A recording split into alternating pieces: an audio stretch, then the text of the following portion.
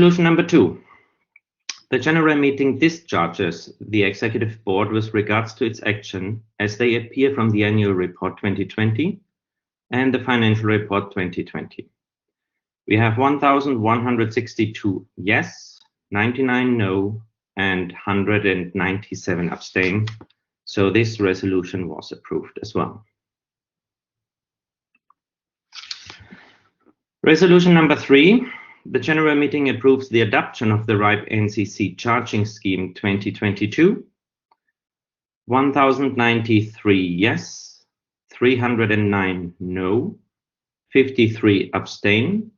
So this resolution was approved as well. And last but not least, the Executive Board election.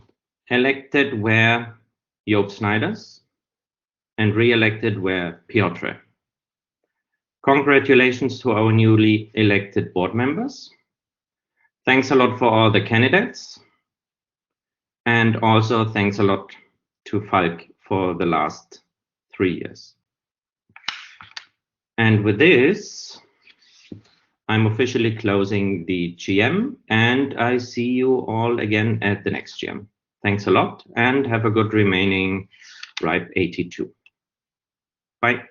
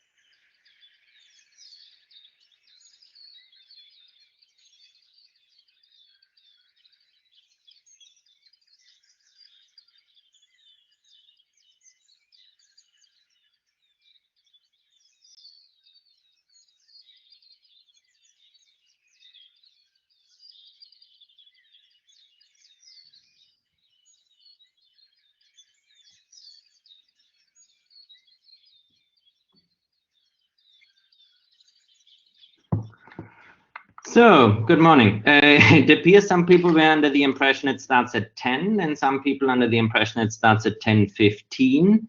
I was also told I was grumpy this morning, so I think I'm trying it again in 3.5 minutes for the people who thought it's at 10:15.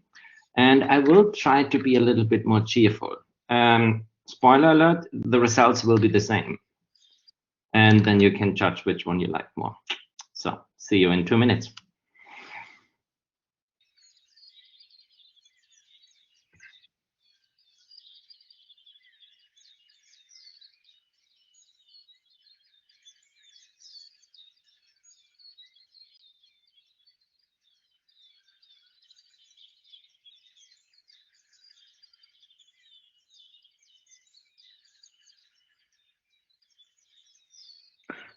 No, Brian, it was not thinking. We actually documented it on various places that it would be 10:15. So you're certainly right on that.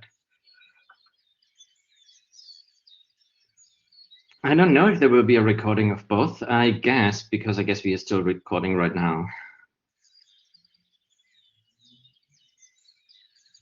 And I never claimed that Germans have humor, so. Small reminder, you're still live on air. I know. Okay. Wanted to make sure you knew. Okay, cool. No, I know. I'm just killing another 90 seconds before I do it again.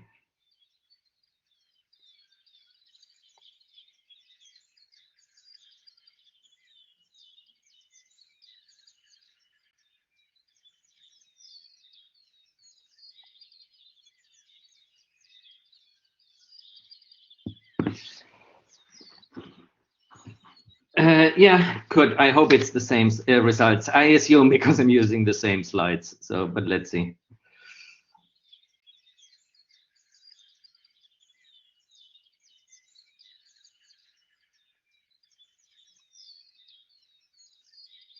Yeah, good, and Vesna. I tried the glasses first to increase my IQ as I figured out that this wasn't working. I also tried with the hair, so we will see where that goes.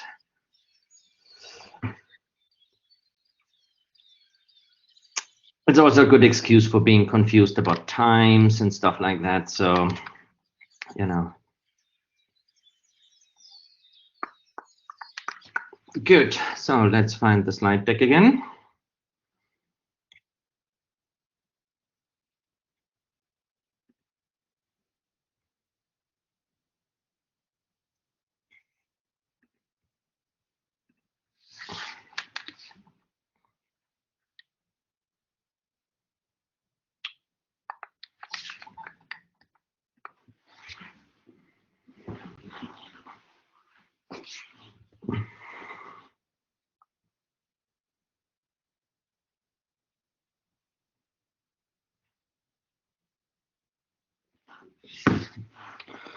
On the other side, when I think about how often probably the candidates had to record their videos, I'm probably getting away easy with 2 versions. So I shouldn't complain too much.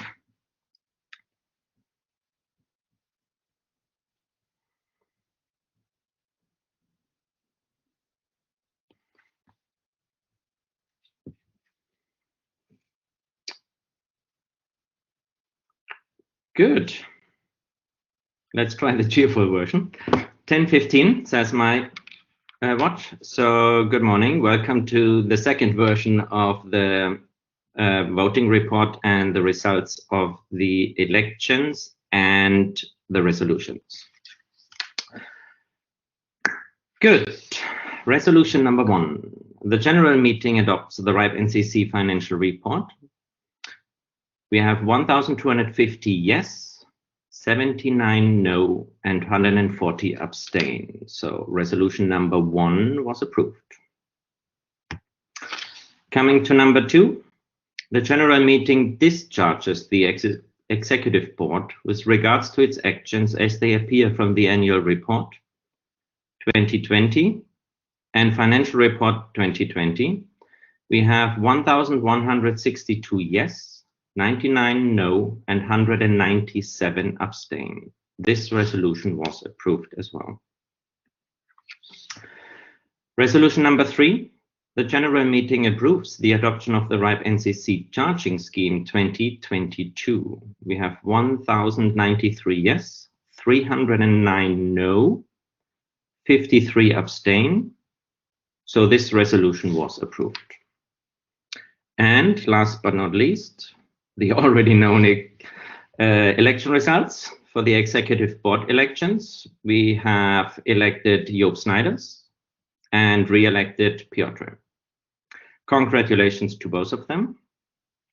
And as before, I want to express my thanks for the candidates. We had a quite diverse pool of candidates, much appreciated. And I also want to say thank you to Falk for the last 3 years. And I didn't say that before, but especially he was very crucial with hiring Hans-Peter, but also going through the transition period. So thanks a lot for all your work. And with that, I'm closing the second time for today, the general meeting. So the general meeting is now really closed. Thanks a lot. I see you all in October, November, whenever the next RIPE meeting is and the next general meeting. And I wish you a good remaining RIPE 82. Thanks. Bye.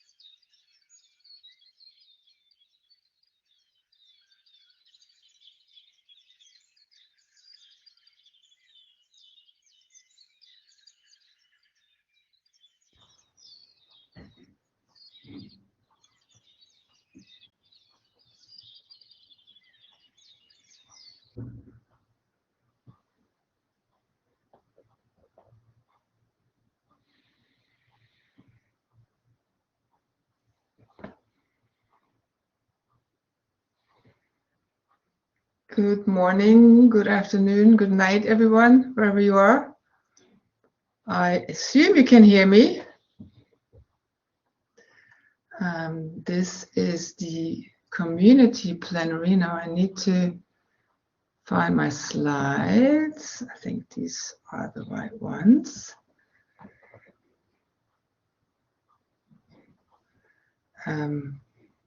Yeah, hello, I'm Mirjam Kuhne. I'm the VIPE chair, and we also have Neil O'Reilly here with us, the VIPE vice chair, and Neil will help me moderate the session and keep time and moderate the Q&A as well.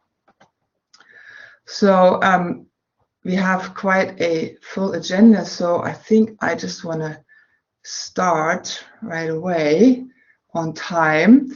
Yeah, it's quite a full agenda, so I'll note to myself, allow for more time during community plenary again next time. I always think we're never going to fill this slot, and then in the end we're running out of time. So I'll give you a quick update of what the VIPE chair team has been up to over the last 6 months or so, since the last meeting. And then we'll have 2 reports from the VIPE task forces, and a report by Nurani Nimpuno at the end, by the Ayanna Numbering Services Review Committee. So I'll start with the with our update, and we're actually publishing a regular updates on the on VIPE Labs, kind of roughly every month or so, and so you can follow our developments and our activities there. So I only want to give you a quick summary here. Let me know if you have any questions at the end. We've done a lot of documentation and writing and cleaning up things, also yeah, to document our processes and traditions, and so including or some support for working group chairs. For instance, we have now guidelines for new working group chairs. We have guidelines to moderate the mailing lists for working group chairs. Also some short documents on how to operate and ask for interim meetings, like the DNS working group has done over the last, I would say, a year or so now.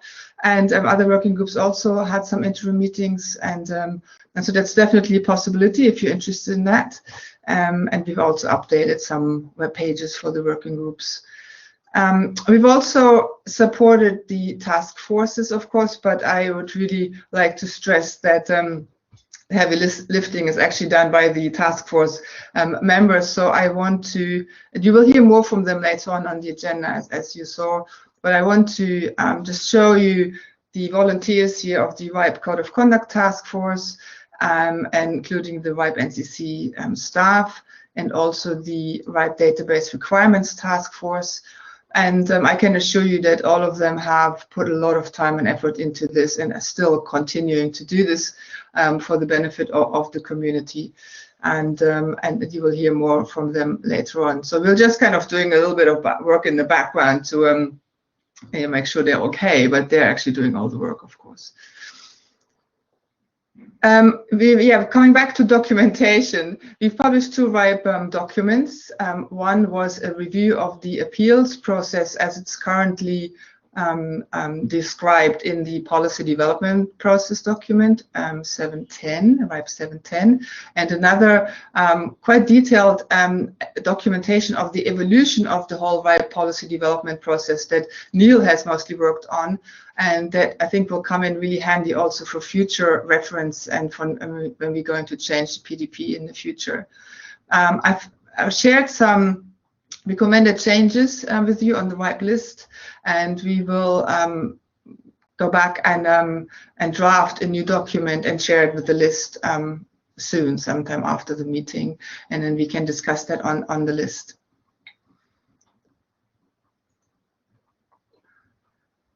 The VIPE nominating committee has published a report in March on the VIPE list, and there's also a blog where you can still find all the documentation and all the communication that they've put out. I would really like to thank the chair of the nominating committee, Daniel Karenberg, and all the members of the nominating committee for all the effort that they have put into, and that wasn't easy at times. So they have now finished their work and they published this report, including a number of recommendations, both for a future nominating committee chair and also our recommendations for the community. Now, one recommendation is in there for the community that Neil and I already got as a task kind of when we started, and we want to come back to that. And it basically asks the community to come up with consensus on the relationship between RIPE and the RIPE NCC, and specifically the way RIPE NCC staff can participate in the RIPE community. And we already started working on this on and off, and now with the NOMCOM report out, we've actually want to go back to that and focus on that. And in my last update on RIPE Labs in April, I already started sharing some principles that we've been thinking of, like, for instance, RIPE NCC staff are also part of this community, and their input is valued by the community, and they have a specific expertise on certain topics. And other principles are that the RIPE community roles must benefit the community as a whole, and therefore people filling these roles must be able to act independently. We will continue to work on this together with Hans Petter to describe, and there will probably be two sets of documents, maybe, one description of RIPE NCC staff and the RIPE community, and then possibly another document describing the relationship and the services the RIPE NCC provides to the community overall. So watch this space. This is a work in progress. A big part of our tasks is listening to the community, as we've also done here during this week, but of course also outside the meetings. So we've attended a number of industry events online, obviously, and we're also reaching out to the regional communities like SEE, ENOC, MINOC. I will be presenting at ENOC next month, and we're also promoting the deployment of the RIPE Code of Conduct in the other regions, and so we'll be discussing that as well with the other communities. I've also been involved a bit in the community well-being activity that you've seen the result of earlier this week, where Eric Weiss was presenting in the plenary the resilience of the human network, and I was really pleased to see so much positive feedback during and after Eric's presentations. I think that's an important topic for us as a community. Right, so what's next? There's a lot of ongoing work, a lot of continuation work. We'll continue to work with the Code of Conduct Task Force to finalize the first part of the charter, and then we're also continuing to work with the RIPE Database Requirements Task Force to review all the recommendations and then see how we can reach consensus on each of them, or how we further as a community respond to each of these recommendations.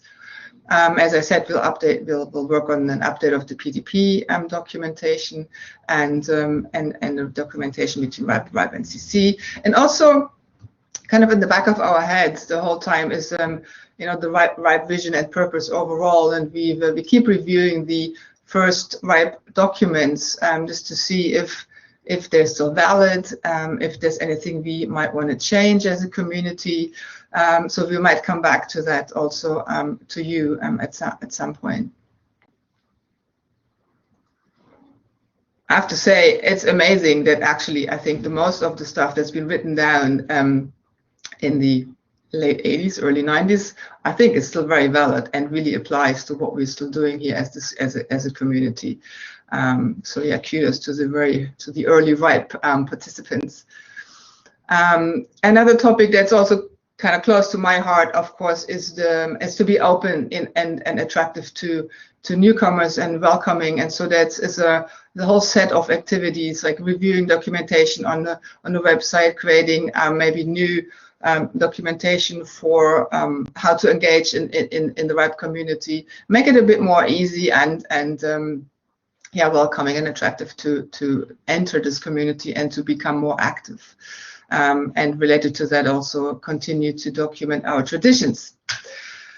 And right web pages. Yes. Right. And how can you reach us? This is our email address. You can reach us as a team or also individually. And I think that's about it. And so I'll stop sharing and I'll hand over to Shane Kerr, who I believe will be giving you an update of the Web Database Requirements Task Force. All right, thank you, Miriam. I am trying to share the preloaded slides. Great.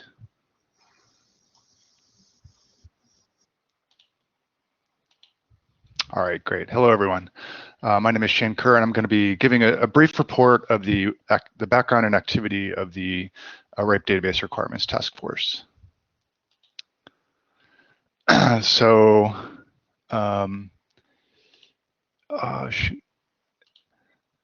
the task force has a number of different people that you can see here.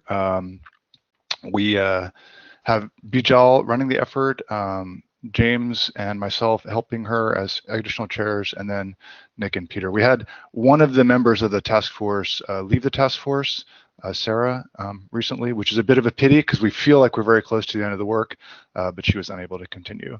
We've also had excellent support from the RIPE NCC, Boris, Maria, and Edward. So what is this whole task force about?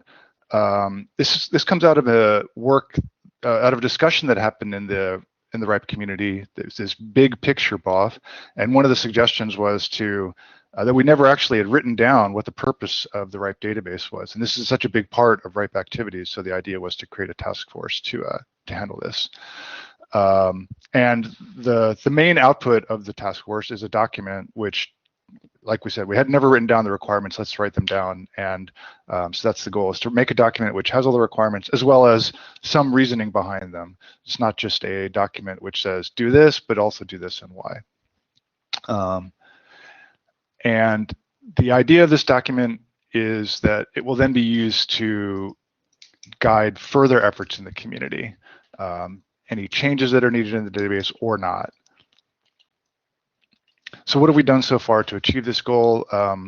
We've been meeting regularly, and we publish all the meetings, and the agenda in the meeting and the minutes from the meetings are all published. We've done a couple of surveys. The idea here is that while we have a pretty broad set of people in terms of the members of the task force, there's thousands or tens of thousands of members of the RIPE community. So we've done a couple of surveys to try to get feedback. We've also done a number of efforts to engage the RIPE community through existing mechanisms like using the email list. We've had a few BOFs, both in person when that was possible and online. And we've also done smaller meetings with the chairs of the database working group because it's so critical to their working group and their work there. We wanted to make sure that they understood where we were at and that we could get any feedback that was important from them. We've given a couple of updates about how our progress has been. This is I guess the third one. And we've also done other efforts to collect data, such as scanning the contents of the database and looking at the way people use it based on logs and things like that. We have published a draft, and then there was also earlier this week a presentation about one of our specific suggestions at the Address Policy Working Group. All right, so in spite of all that work, we still have a number of specific open issues that we are continuing to work on. One is the document structure itself. It's pretty logically laid out now, but we got some feedback that we need to improve that, so we're going to work on that. We have an open issue about legal address. This was basically a request from the law enforcement community to make it easier to pursue problems with the internet by including the legal address of companies that had received resources, not natural persons, but legal entities. So it shouldn't run afoul of privacy concerns. But we've had both support for and against this effort, so we're not exactly sure where we're going to go with that. We may also want to come up with some sort of compromise solution, which doesn't publish this address for everyone, but publishes it in a way that's more useful to law enforcement than it is today. And to be clear, it's not just law enforcement, there are other people who are interested in this information. We also have an open issue about whether or not it makes sense to have person objects in the database at all. There's a suggestion to move from person objects to role objects. There's, of course, a concern that then we just have the same objects, but just call them role objects instead of person objects. So we're not exactly sure how that's going to be, but it might. But being more explicit about it may improve the privacy situation and get unneeded and unwanted data out of the database. And of course, there's a lot of historical data in the database. Basically, since the database was converted from the, I don't know, version 2 database, something like that, in 2000 or so, or 2001, something like that, there's historical data for all of that. We need to figure out how we're going to, what the actual requirements are there. Anyway, those are the open issues. We had a BOF before the RIPE meeting, and there's minutes and feedback from there, from that meeting, from that BOF online. What are our next steps? Well, of course, we have to tackle those open issues. We are integrating the feedback that we received at the BOF, and the way we're doing that is by basically the way we've done it kind of in the beginning and breaking up the work to the people in the task force who are most interested and most qualified to handle it. And we hope to get all of that written and edited and updated in June, and then publish a new and hopefully final draft in the third quarter of 2021. So hopefully it's been apparent throughout this presentation that we are not trying to do this in isolation. We want feedback. You can go to these links. You can follow the work that we've done. We're trying to be open and transparent. And because we're very interested, we think it's very important for the requirements that we generate to actually represent what the RIPE community wants and needs. That is it. I'm looking at the Q&A. I don't see any questions. I'm not looking at the chat because I'm forbidden from using that for questions. Anything you want to add, Miriam? I see your face. I was watching time. We have some time for question and answers. I kind of ignored questions after my presentation, but there weren't any in the Q&A, Neil told me. So we might have some time at the end if people want to think about questions for the entire, for all the agenda items. So yeah, let's just move on then. Thanks, Shane. Great. Thanks very much. And next we'll have Leo Vagoda as the chair of the... Before Leo, it's Neil here. Oh, I'm sorry. Somebody was in the microphone queue. He's rejoined the microphone queue. I'm giving the microphone for a moment to Elvis.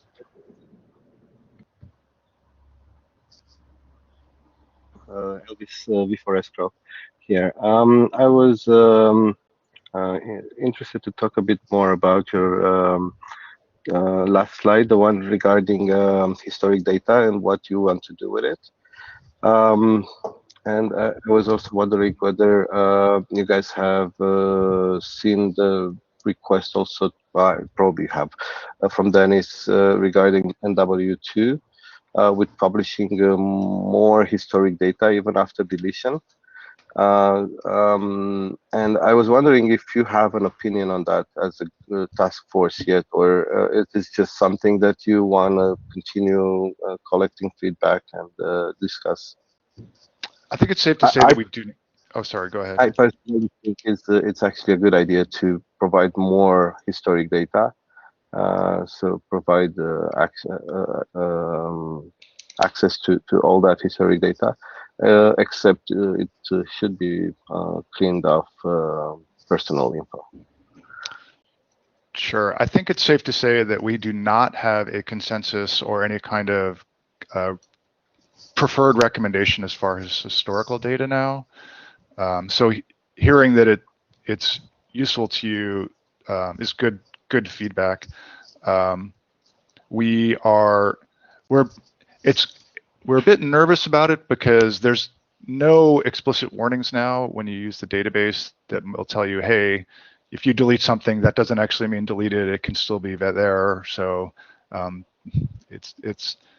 think we have to be careful about the expectation of the users, and And that's basically the main concern and the tricky bit with historical data. All right, let me provide a bit more context. So we collect a lot of data about IP addresses that we broker. So we take who was history and stuff like that from all the registries if we can. IRIN and APNIC have a who was option that provides all the historic information about an IP address. And I think we shouldn't worry too much about whether an object has been deleted or not, whether that, well, the history still being available, I still believe that's a good thing.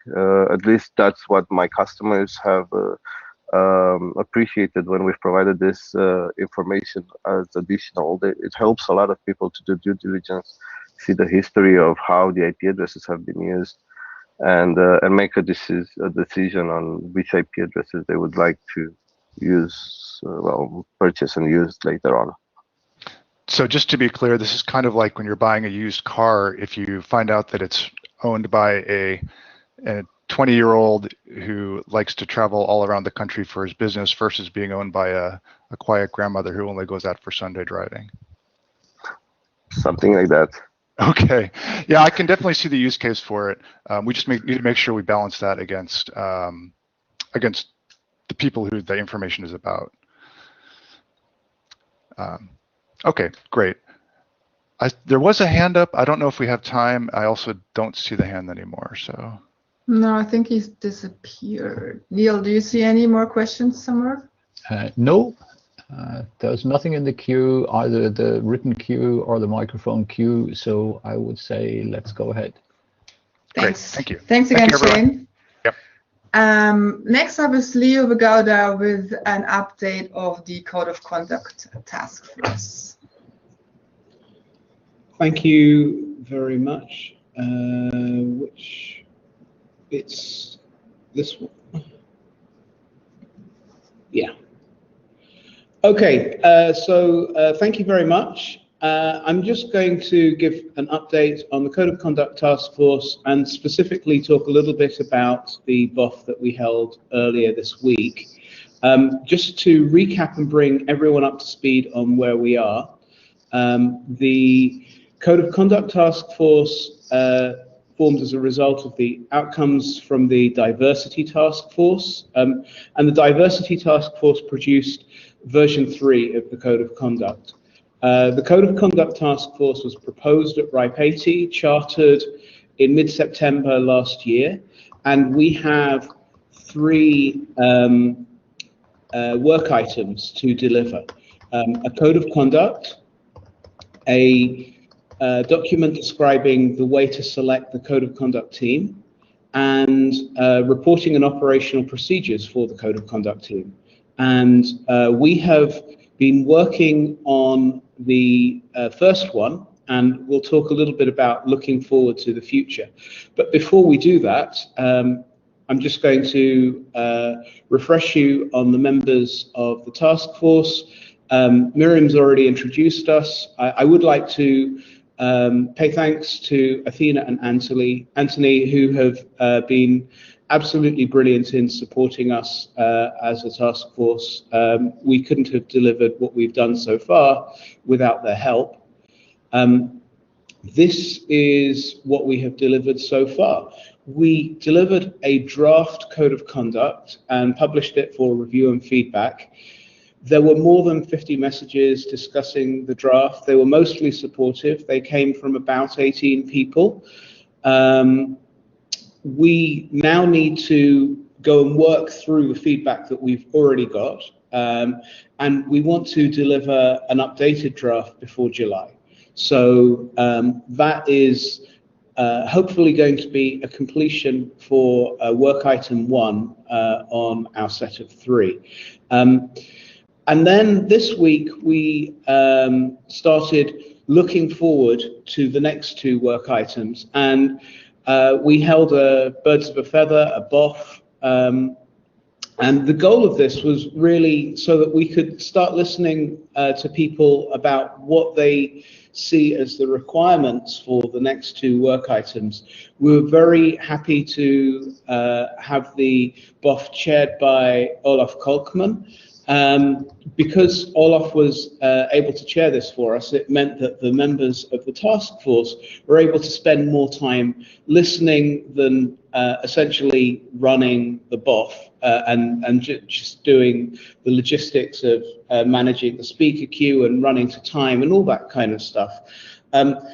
And we could focus on hearing what the community wanted regarding the kind of team that is needed to implement the code of conduct, the balance between the speed of responding to reports and requirements for process, and the kind of process that will be needed to update the code of conduct and the code of conduct team's processes, just continuous improvement that you would want for any kind of operational activity. So we were very happy to see that between 150 and 200 people joined us for the hour of the BOF, and we're really very grateful that we had that many people join us, because we recognize that it's scheduled at a time when for many people there are family commitments, and so this won't be the only opportunity for people to give us feedback. The things that we heard were that because the code of conduct now expands the scope from just meetings to all participation in RIPE, we need to have more than 3 people on the code of conduct team so that we can have a decent amount of diversity and resilience in that code of conduct team. We also heard that we should not essentially suffer from not invented here syndrome. We should be looking to learn from the best implementations of codes of conduct that have been implemented in other communities, and so that's something that we will be looking at. And we also saw that there was support for some structured continuous improvement, with a distinction between the improvement delivered by the code of conduct team itself and the code of conduct separately from that. And so those are things that we're going to be looking at as we get to work on what will be documents 2 and 3. Obviously we have, I hope, a little bit of time for questions now, and I see that there is something in the queue, but I also wanted to let people know that they can contact us. You can contact us at code of conduct, coc-tf@ripe.net. That is our mailing list for contacting the team. The archive of that list is public, but that's a great list to go and say to us, hey, I saw a great implementation of a code of conduct at this community, and this is where you can find the documentation. If you're looking to engage in discussion, please use the RIPE discussion list, which I have the address for there below. At this point, I think I've done speaking. I see that there is something in the questions queue. Do I have time for that, Miriam and Neil? Neil, do you want to? Well, what's in the questions queue is simply a suggestion from Daniel Karenberg that we have the discussion now rather than waiting until after the final report from Nurani. And that will give, I'll protect the time slot for Nurani, and we can discuss things now, and I'll archive Daniel's question because it's... Yeah, I think you really give the time, and so if there are any questions to any of the task forces or also to my update, I think we'll have some time now to discuss before we go to Nurani. It's a good suggestion, thanks. And the microphone queue is empty. There's one. Not NP anymore. Here we go. Randy Bush.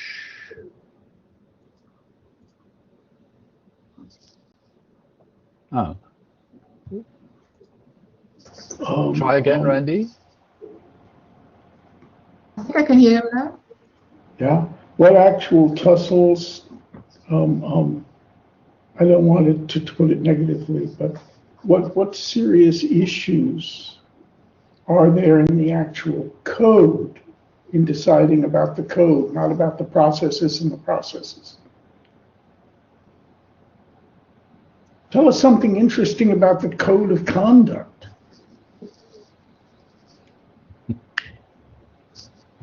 Are you asking, Randy, for a discussion about what's going to be in the updated version based on the feedback that we already received?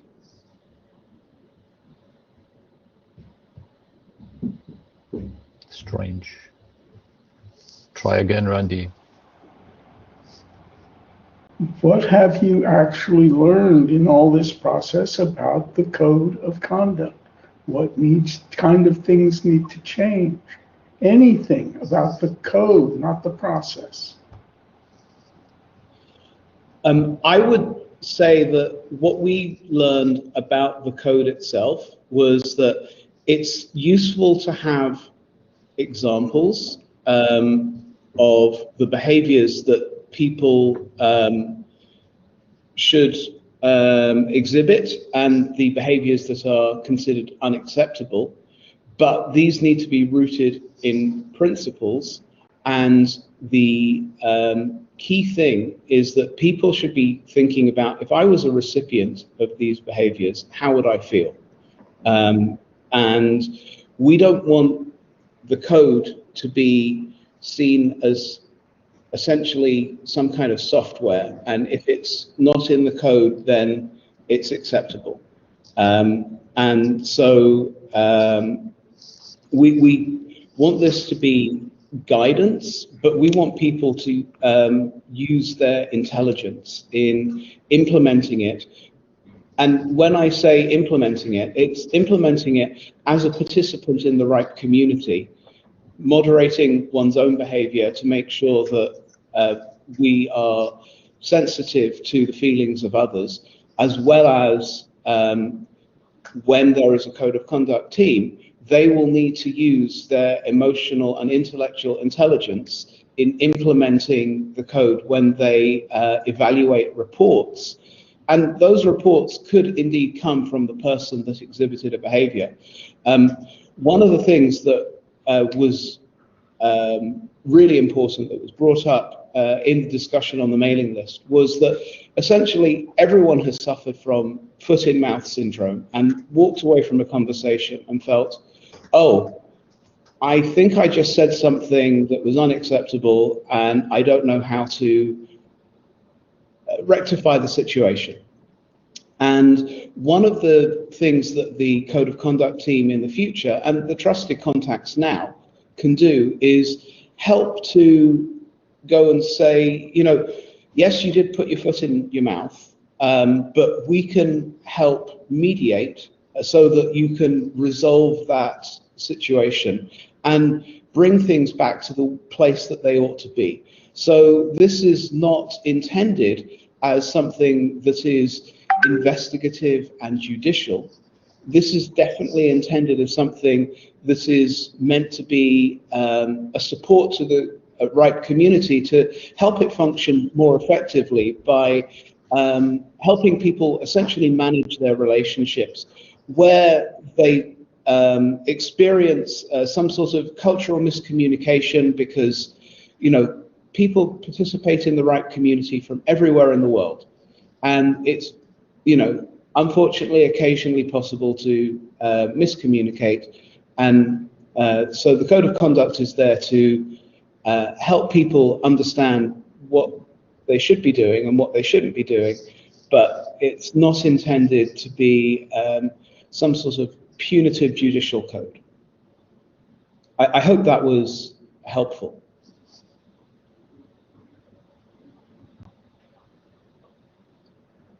I see some confirming comments in the chat, but I don't see any more questions. Neil, is there anything else going on in any of the channels? Not that I see. Are there any questions to any other topics at this point? One quick remark from myself. I see in the chat Dinesh thanking Leo for being extremely coherent at 2 a.m. his time, and of course it's 2 a.m. in Randy's time too, and he's pretty coherent too. So congratulations to both of them. Well, my appreciation to the people who make the tea. Now there's a comment from Vesna. Let me give Vesna the microphone then. Oh, she's not asking for it just yet. She now has asked for it. And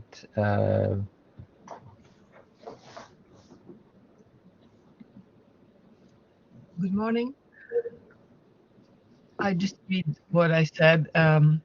The other reason to have a code of conduct at all is to make people feel safe in the knowledge that if there is ever a behavior that hurts them, that is considered unacceptable by the community and it will not be tolerated. So this is really important if we want to get people from unrepresented groups come to the RIPE community and enrich our community with their presence and their contribution and their needs and their points of view, because they do not want to take part in the community that does not have both the code of conduct and the very clear procedure of how to report if they think the code of conduct has been not followed. Thank you.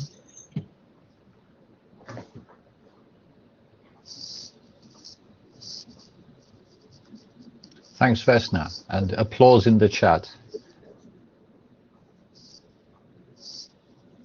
Neil, I see one more comment or question. The question is, the slides for the database task force said each task force member was assigned a topic. Did the Code of Conduct task force similarly condense feedback into a list of topics? Sandra Murphy. We didn't condense the feedback in the same way. What I did was I worked with the rest of the team, and we created a little table that said, this is the person, this is whether we think the person has been supportive of the draft or not, and this is the feedback that we heard from that person. And we sent that back to the RIPE discussion list. And the goal of that was to let people know that this is what we heard from you. If you think that we have misunderstood what you have told us, please let us know, because this is the information that we're using to drive the work forward. So we did the same kind of active listening technique that the database task force has been using, but we did it in a slightly different way.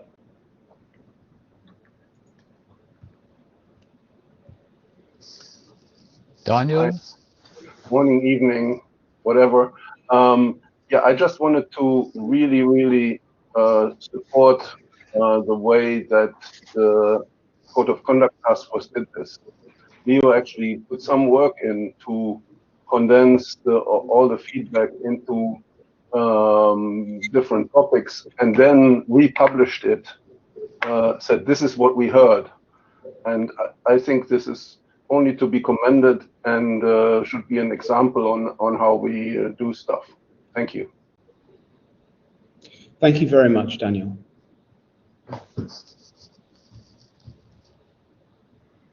Are there any other questions, comments to Leo or Shane or myself?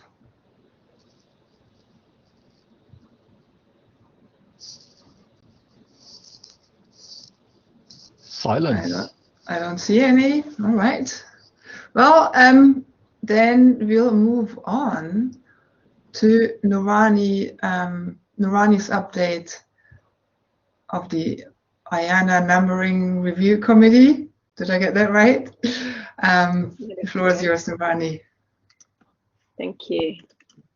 So I will be giving a brief and hopefully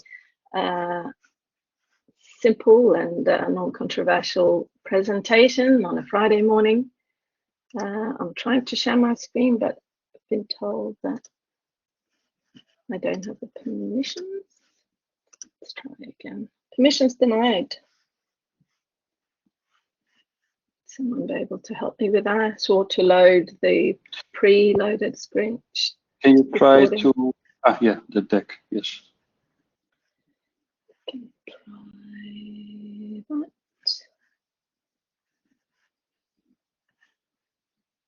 I cannot see it's in the preloaded there, sorry. Apologies, I'm blind as well. So, good morning, everyone. I hope you can see this. So I'm here to give you a brief update from the Ayanna Numbering Services Review Committee, the Ayanna RC for short. I added a nice natural theme to give you a nice soothe presentation the morning after the ripe dinner. So just a very brief background of what the Ayanna RC is. So as you may or may not know, there was a transition called the Ayanna Stewardship Transition that happened in 2016, which resulted in an SLA being arranged between ICANN and the 5 RIRs for the services that Ayanna provides, so internet resource allocation to the RIRs. And part of that proposal also called for the establishment of a very lightweight Ayanna Review Committee to look at the services provided by Ayanna to the RIRs and make sure that it met the SLA and that it meets the need of the community. This was the arrangement before, with a contractual arrangement between NTIA and ICANN, and this has now been replaced by a contract between the RIRs and ICANN. And the review committee is really just there to provide a channel, a voice for the community to provide some accountability to the RIRs when it comes to these services. And the Ayanna Review Committee is just there to really assist and advise the NROEC when reviewing the services they get. The other idea behind the Ayanna RC was also to make sure that the number community kept control over the review of the services that they get from Ayanna. Because as you know, there are other services that the Ayanna provides, protocols and names, and the name services are a little bit more frequent and complicated than the numbering services. So we wanted to make sure that we stayed out of that review and that we had an own lightweight review mechanism. So the naming services has, or the naming community has something called the Customer Standing Committee, which has a charter and it's rather involved. Well, we wanted to keep our part quite lightweight. Excuse me. So the numbering, the Ayanna Numbering Services Review Committee consists of 15 members from each RIR region. So that means 2 community members from each region and 1 staff member from the RIRs. And the different regions do it in different ways, but in the RIPE region, we've simply kept it, we've tried to keep it simple so that whoever's representative on the ASOAC is also on the Ayanna RC. So the Ayanna publishes, the Ayanna RC is meant to publish an annual report that we put out to the public. And this is really based on the matrix of all reports that Ayanna publishes. And this is something that the RIRs look at. So basically, Ayanna, they publish these monthly reports on their performances that anyone can go in and look at. The RIRs, the staff members in the Ayanna RC, they put together a nice little matrix and we put that out to the community to comment on. And it's really the opportunity, just to give the opportunity to the community to catch anything, or if there are any issues for the community to voice their opinion around this. I think anyone who's been involved with the RARs for any amount of time knows that since the beginning of times, we have never detected any issues with the services provided by Ayanna to the RARs before or after the transition. So this is really just a way of ensuring that the community knows what's going on and that things are still fine. And if they're not fine, then it gives the opportunity to the community to say something. This matrix is then put in the report and we publish this. And so, as you probably also know, if you've been involved with the RARs for any amount of time, the services the Ayanna provides to the RARs, they're very simple. Now also with at least near depletion of V4, we have not seen much activity in the V4 space at all, which should come as no surprise to anyone. So over the last year, we had 5 requests for AS numbered blocks, one from each RAR.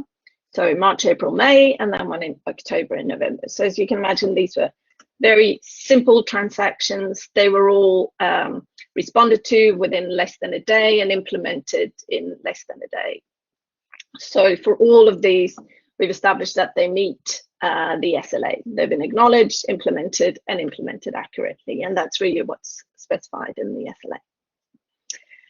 So fortunately or unfortunately, depending on how you see it, it's been a very straightforward process. All requests were fulfilled accurately and on time. We don't see any indication of failure or near failure. We don't see any interesting patterns or anything like that, and no concerns were raised by the community. So we conclude that the Ayanna numbering services operations are within the SLA and that they meet the need of the number community. So we've said it before. In fact, it was Lehman, one of the community members, who said boring is good. And we think that that is the case, and we hope that you agree. As mentioned, there are very few Ayanna requests. We don't foresee that that will change in the future. Things are stable. The Ayanna services have been stable for many, many years, so we don't expect much excitement. And that's not why we are here, and we think that's a good thing. We have made some improvements over time to make the report a little bit clearer. If you have other feedback on it, then please let us know. You can do that in the open comment period, but you can also just get in touch with any one of us and have comments on the amount of outreach we do, or what font we use for the report, or any other type of feedback. So that was it. Here are some references for you. If you want to know more about the process, feel free to get in touch with me or any other members. And thank you very much. Thank you very much, Nurani. I really like your nature theme in this presentation. It's very uplifting, especially it's very terrible weather here in Amsterdam today. But yeah, thanks for the update. And it's an important task, and I'm glad that somebody is taking care of this. So thanks for that, you and the rest of the RC. There was a chat. There was a chat conversation about all the acronyms we've been using in this community, especially in the ICANN community. Are there any questions for Nurani? I don't see any. There's nothing. I don't see anything either. No. Well, then that's it. Thanks, Nurani. Thanks again. Yes, are there any? We have still some time. Is there anything else you want to say? I mean, the community plenary is, of course, also meant for open mic and open discussions. So, is there anything else burning you want to say right now? Then now is the time. Maybe we don't need a longer time slot next time if we don't even fill this one. But yeah, it's Friday morning. I guess we're all tired.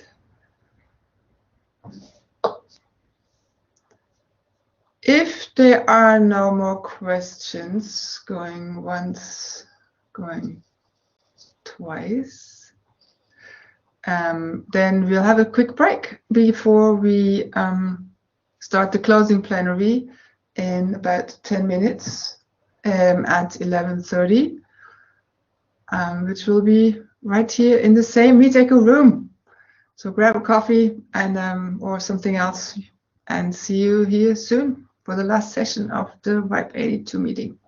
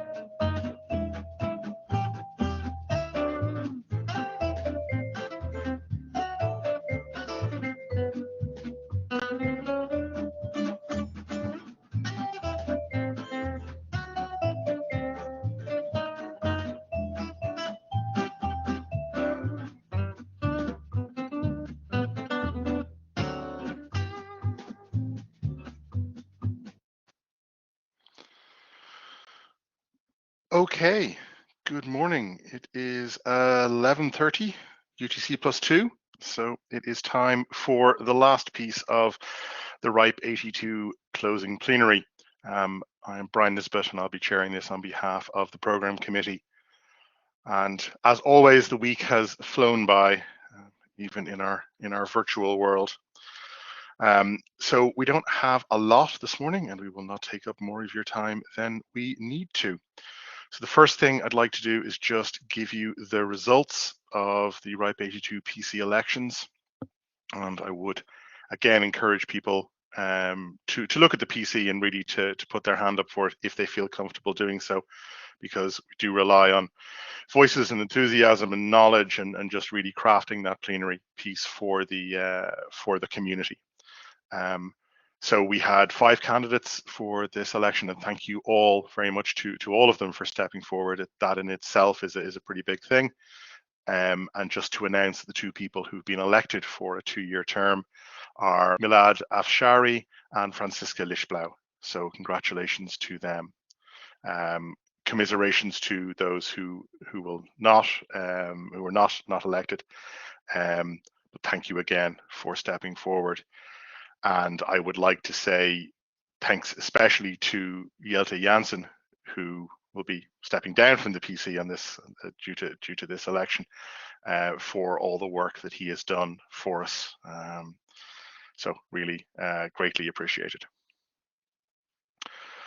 So one other thing I just want to say before we move on to the technical report is please do rate the talks. The talk rating will remain open until probably some point on Monday. We really would encourage people to go in, give their feedback there, because the PC do look at it, and I'm sure I know the working group chairs do as well, to get feedback on what was positive and negative about the various sessions, and to really try and get what the community would like to see. So with all of that, I think we will move on to the RIPE 82 technical report. So Rob, are you ready to go with that?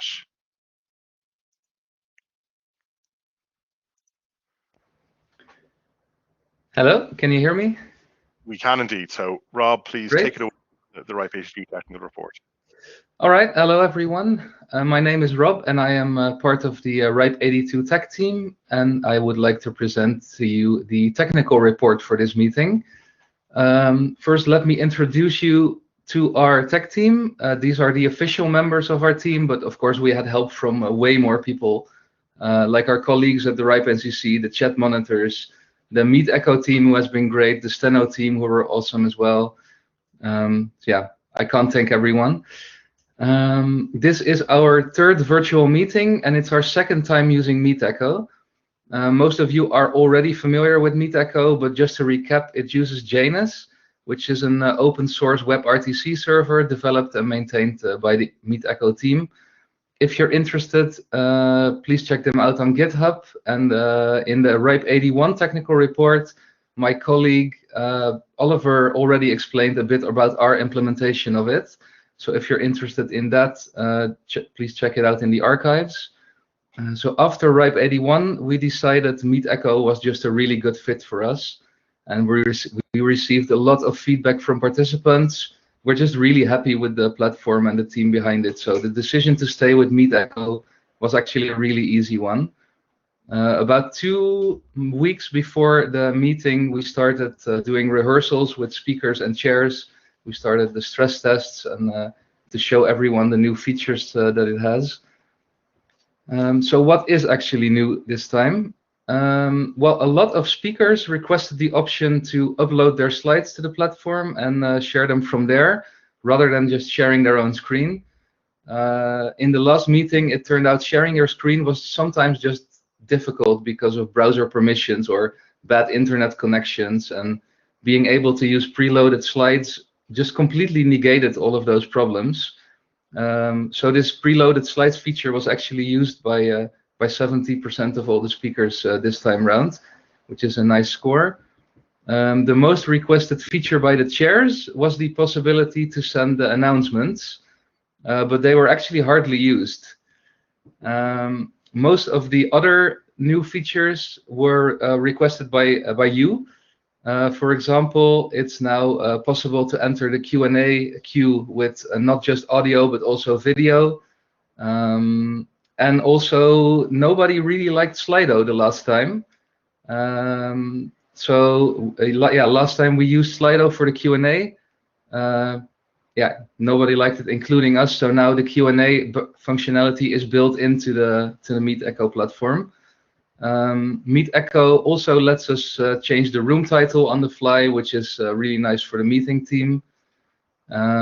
And finally, there were just a lot of minor improvements, like a search bar in the participant list, detachable chat windows, and some easy access to the meeting plan.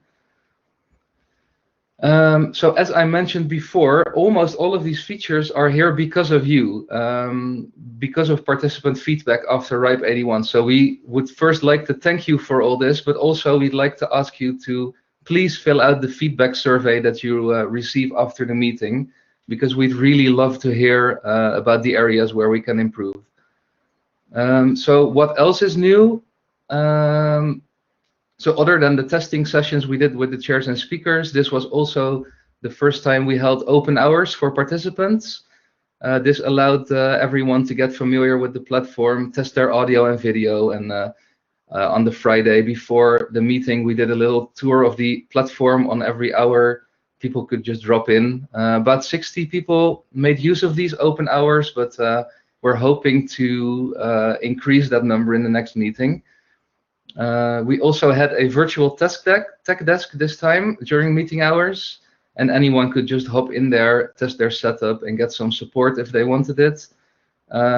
This has actually helped us a lot with just troubleshooting individual problems, browser issues, and yeah, it was really nice to have. We're definitely gonna have the tech desk back for the next meeting if it's virtual again. This was also the first time we streamed the meeting to YouTube, and this gave us just some increased coverage. It has some other nice features, like being able to easily pause or rewind the video. It's easy to share it from YouTube, so we like that as well. So how did it go? Well, we thought we were really ready, and everything looked really smooth until about 55 minutes into the meeting. Jan Zors sent a giggle in chat, and it just completely broke the general chat for everyone. So it turned out everything between angular parentheses is stripped out due to code injection. But we found out there is, when there's nothing else in the message, it just completely breaks the chat. So for the first time ever, I guess it wasn't Jan's last name that broke the system, but it was actually what he said. So anyway, we cleared the chat during lunch so that everyone could load the chat again, and then we were just hoping for no more giggles that day. And at the end of the day, we implemented the bug fix for it. We also pushed another couple of bug fixes at the end of Monday. One of them was a case where the housekeeping slide just did not want to disappear during a presentation, like you can see in the screenshot here.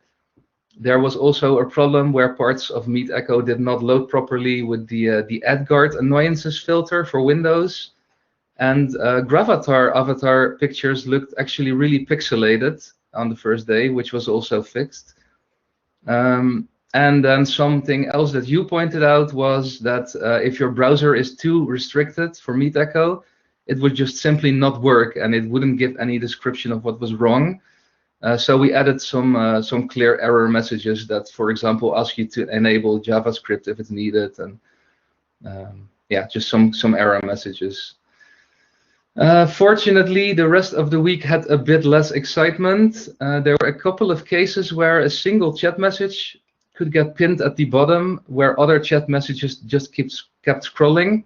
So in this screenshot, for example, you can see that Martina was just automatically confirming everything that's being said in the chat. And this has something to do with the history download and the ordering of the messages when you join the session. So it's kind of a race condition. Yeah, that happens in some very rare cases. And we actually have developed a fix for it, but we haven't had a chance to thoroughly test it. So it's not implemented yet. Performance-wise, Meet Echo has done really, really well. It turned out that the stress tests that were performed before the meeting really paid off. The platform was able to handle the load really easily. And yeah, of course, the testing sessions that we did with the speakers and chairs helped us catch most bugs before the meeting even started. So that was nice. Here are some statistics. This is the amount of unique participants per day divided between Meet Echo in orange, the live stream on the website in green, and YouTube. YouTube actually takes 2 days for their statistics to be available. So that's why there's no viewers on the Thursday yet. We just don't have that data yet. Then, interestingly, at RIPE 81 in October, just over a third of participants joined over IPv6. This time it was a little over half, so that's nice. And then to conclude with just some browser and OS usage statistics, as you can see here, a nice amount of browsers and operating systems were supported by Meet Echo. At the beginning of June, we will publish a meeting report, and there a lot more of these statistics will be available. So please look out for that. And yeah, here we are. I've thought really long and hard about how to fill up more slides, but almost unfortunately, I'd say the meeting just ran too smoothly. So if you have any more questions, I am happy to take them. Thank you. Thank you very much, Rob. The first thing I'd like to say is the meeting did run extremely smoothly, and great for dealing with that Jan person and his attempts to hack us all. You know, well done on fixing that quickly. But no, it was really good. And honestly, again, I think that, you know, in all the meetings we've done when we sat kind of a year ago with RIPE 80 and experienced how that went, and how well that went, and how it is kicked on through 81 and now at 82. It's a great platform, it's a great team, and honestly the care and attention that the meeting team and the tech team all give to the speakers and chairs and everything else, and to all of our attendees is phenomenal. You know, I think this continues to be just one of the best meetings that I have the pleasure of being involved in.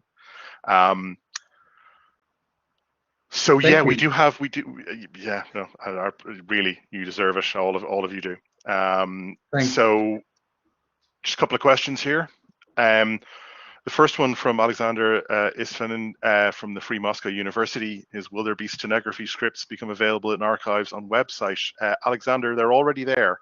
Yeah, short answer, yes, they are. Yeah. They're all there in the archives piece for. I don't know, I can see the database one sitting here in front of me. So if you can't see them on, I'll just stick it into the URL into the chat there.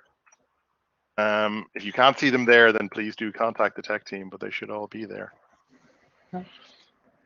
And Dmitry Kochmanyuk, Hostmaster UA, I would like to report slide scaling issues from Michu on a smaller screen. Yeah, we are aware of those, but yeah, as I said in my presentation as well, please also report this to us in the feedback survey. But of this particular one, we are aware, and it's being worked on. So, but thank you.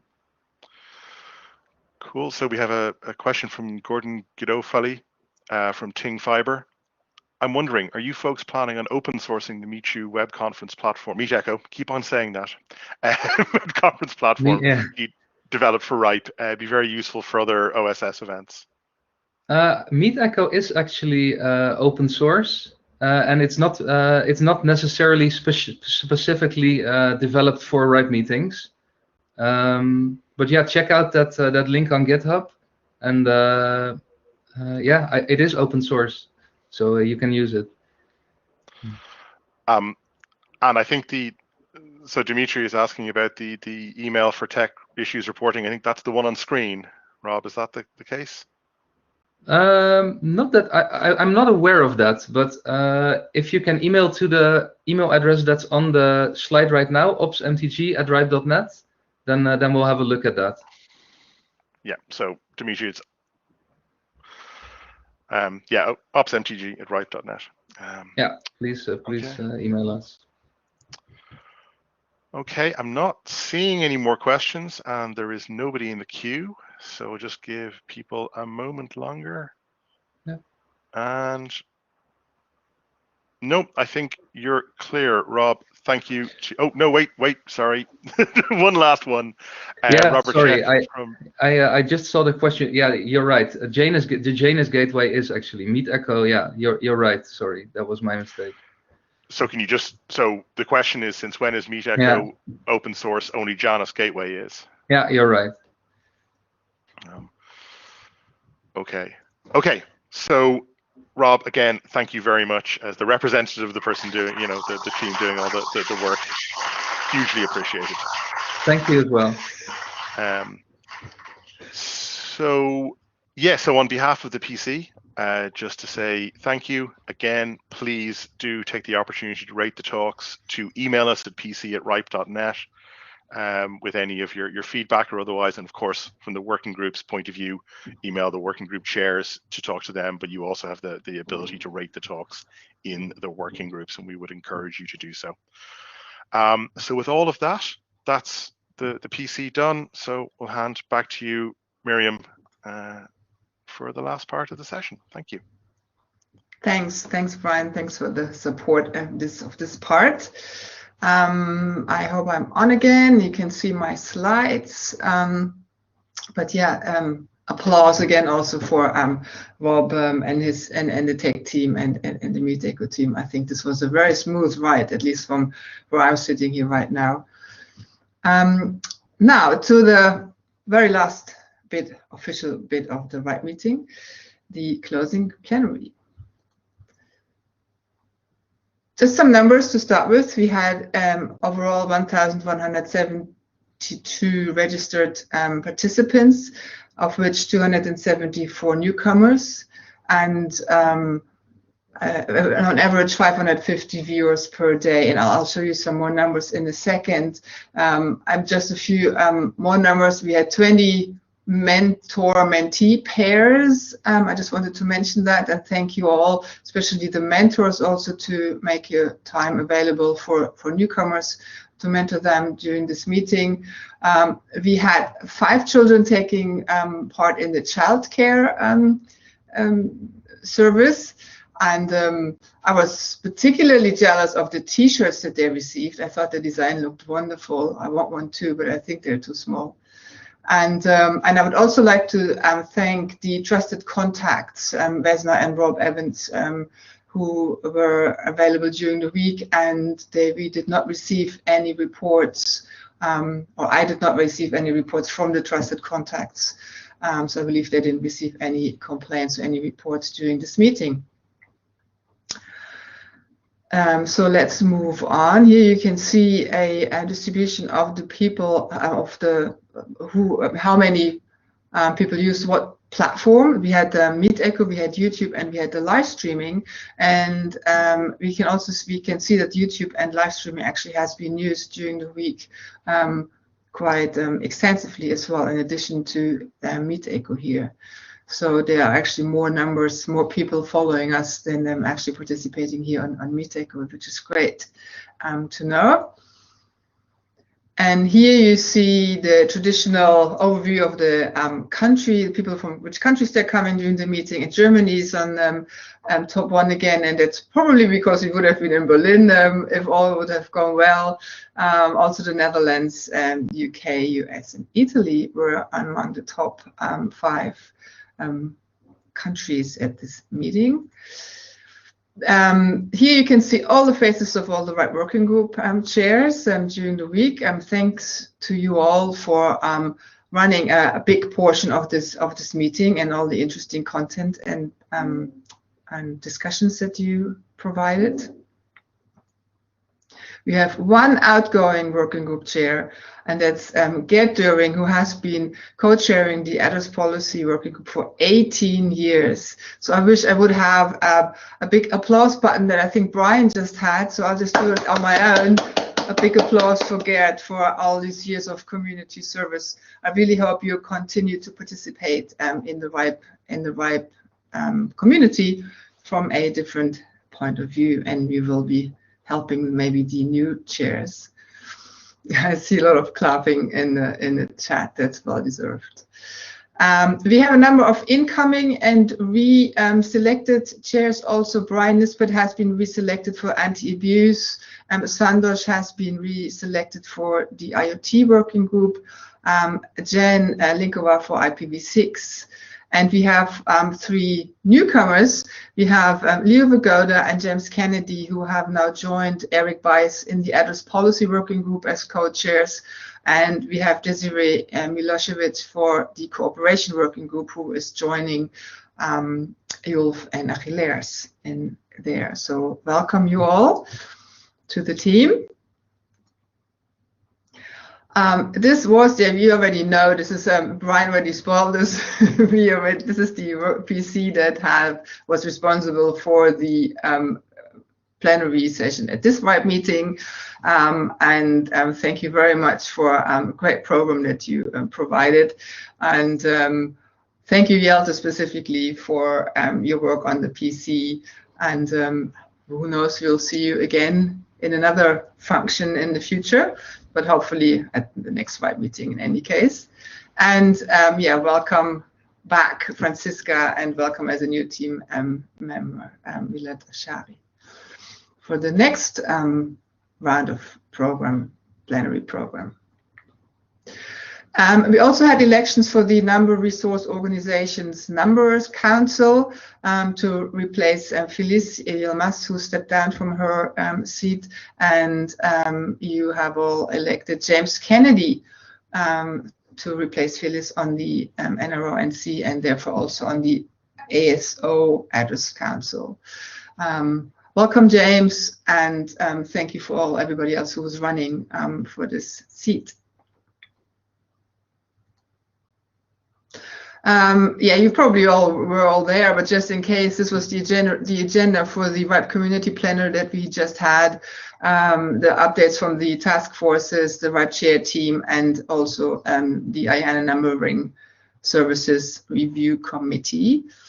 And then we had during the week a BOF on Scion, which is a new kind of internet architecture. They already organized, there was another BOF organized at RIPE 81. And at this meeting, a similar team of people organized another BOF with the question if this might become a RIPE working group. Now, there was a lot of interest in the topic and quite a lively discussion during the BOF and also afterwards in special chat, which was great to see. There is a lot of interest. And we've talked to a lot of people during the week and gathered a lot of feedback, like both Neil and myself. And I have to say there was no clear consensus from the community to form a new working group on Scion at this stage. As I said, generally there is interest in the topic, and there is also, I would like to stress that RIPE and the RIPE community is generally open to new developments and new topics. So we don't just completely want to turn everyone away from the start. And I will be asking the people behind the Scion initiative to continue to actively work with the community in the existing channels, and then we'll see later, you know, what we'll do. If there's any feedback from the community about this, please let me know, and then we'll watch the developments there.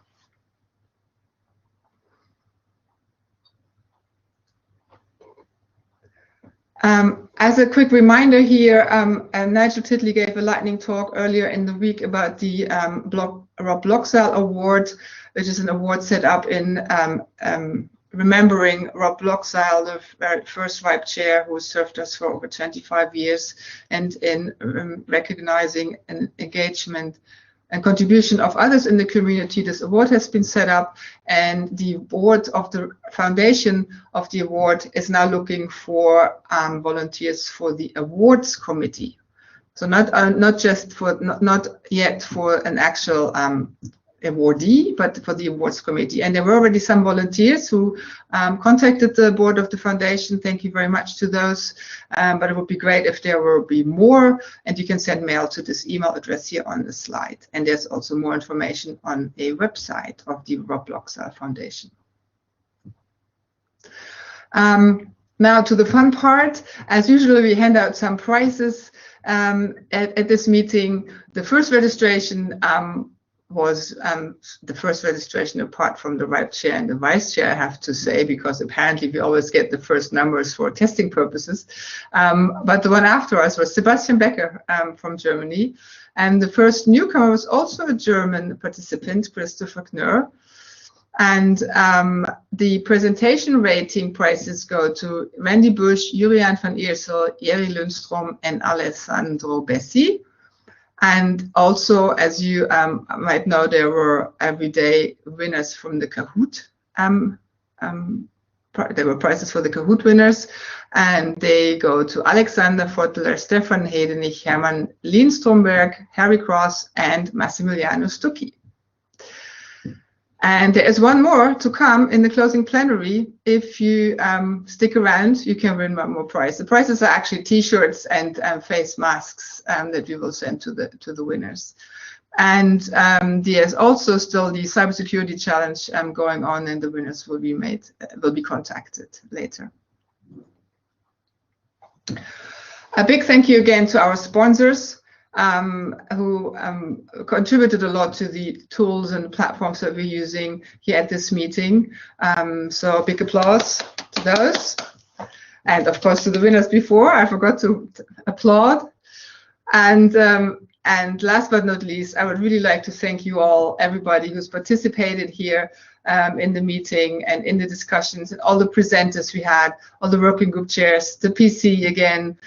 Usually I would say the RIPE NCC staff back in the office and the RIPE NCC meeting support staff at the meeting, but now we're of course all at home, but everybody contributed to this meeting. And again, I think this was a very smooth ride. And thanks also to the stenographers who, again, I think had a hard time sometimes understanding all the different accents and dialects we're speaking here. We couldn't do it without you. Yes, a big applause to you all, a big virtual applause. I saw there were some questions to add an applause button in MeetEcho for next time. That would be cool. Last but not least, I would like to ask you to fill in the feedback form that's on the RIPE 82 website. And there's also one question about RIPE 83. If we're considering organizing a hybrid meeting later in the year. The meeting will be in November, and who knows, situations might change. We might be able to do a half remote, half physical meeting, and we would like to ask you what you would prefer, if you would actually travel at this point. But obviously we understand that the situation might change again until then. But yeah, please give us your feedback also about the rest of the meeting this week. And here are the dates for RIPE 83. For now, well, we assume they'll be virtual, but I'm always optimistic, so I would love to see you all again later in the year. And that's it from me. Are there any questions at this point? I see a question there. I don't know. Am I running this myself? Is Brian still there? There's one question there, Miriam. Yeah. From Dimitri, would the talent show contest videos be posted? Ooh, I don't know the answer to that. I'd have to ask one of the NCC staff to help me out there.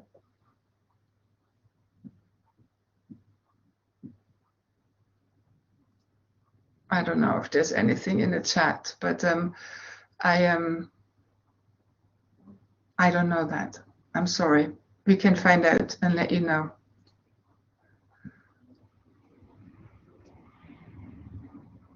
And I see one more comment from Florian Streibelt. Again, huge applause to the stenographers. They have to listen to all of us and our microphone setups. Indeed, yes.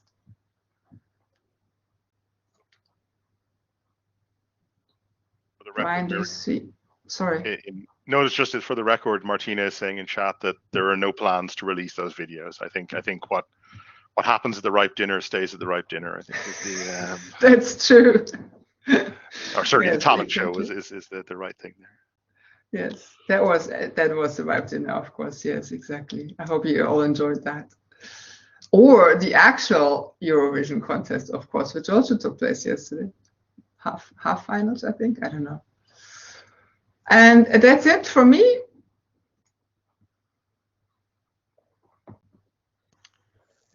Well, that is it from you. Indeed. Let's see how this goes this time. There we go. Share a screen. Do I really want to share my? I don't really want to share my screen. But here we are.